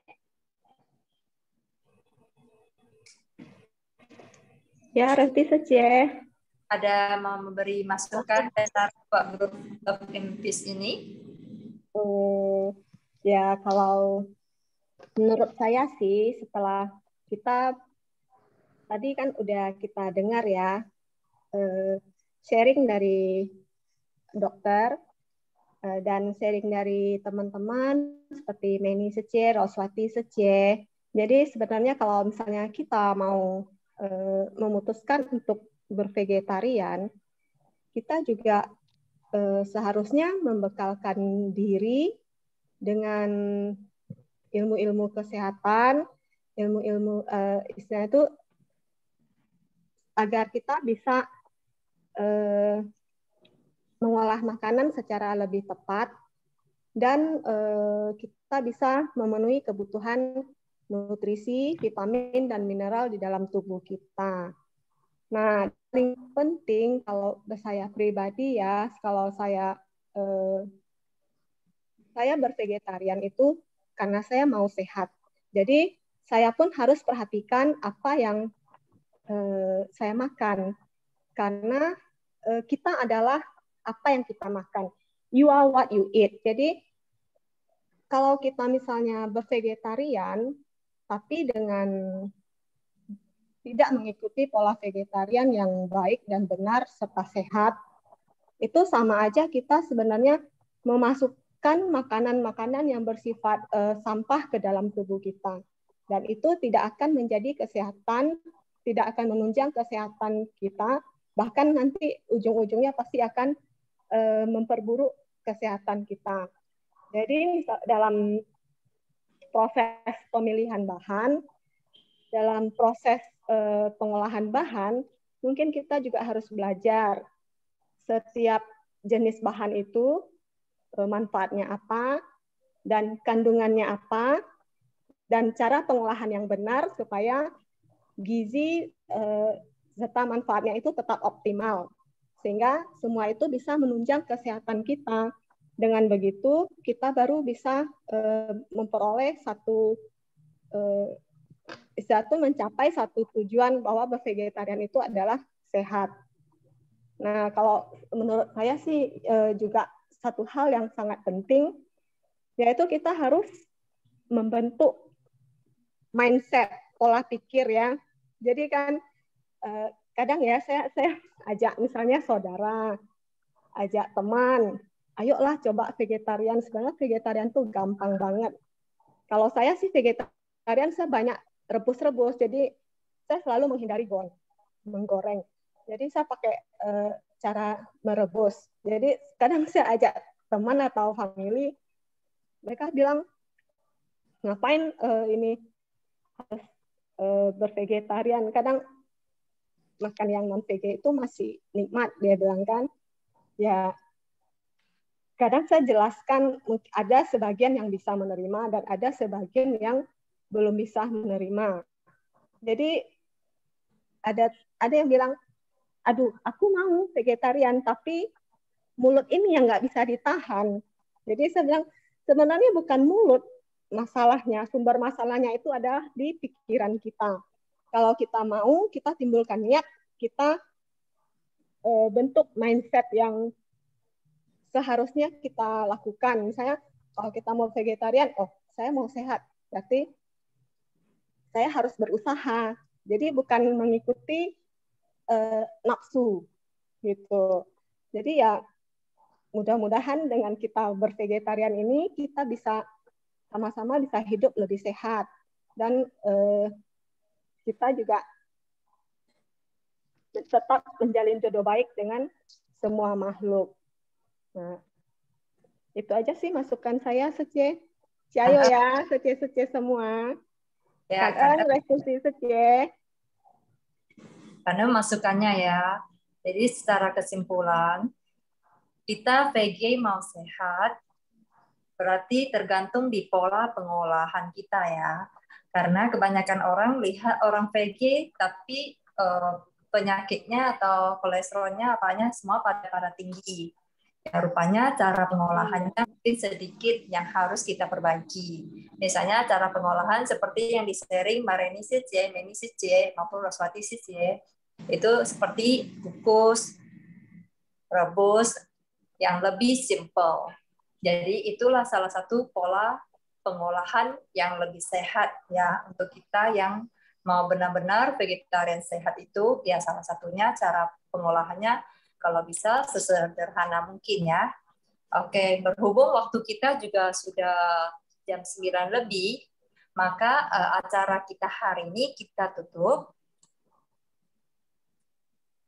Dan di sini kita ucapkan terima kasih sama semua saudara-saudara yang sudah berkontribusi, resep yang begitu banyak, juga dokter yang sudah sharing ke kita dengan ilmu yang luar biasa, sehingga kita lebih ngerti pola nabati itu sehat bagi kita semua ya. Nah, kita tutup acara kita dengan bye-bye semuanya ya. Kita sampai jumpa. Dan Sesiong Sije boleh live group. Kan ya semuanya sudah sampai akhir semuanya. Kan ya.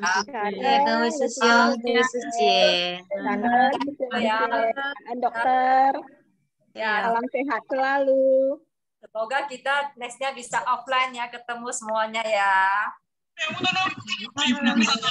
Oke, bye.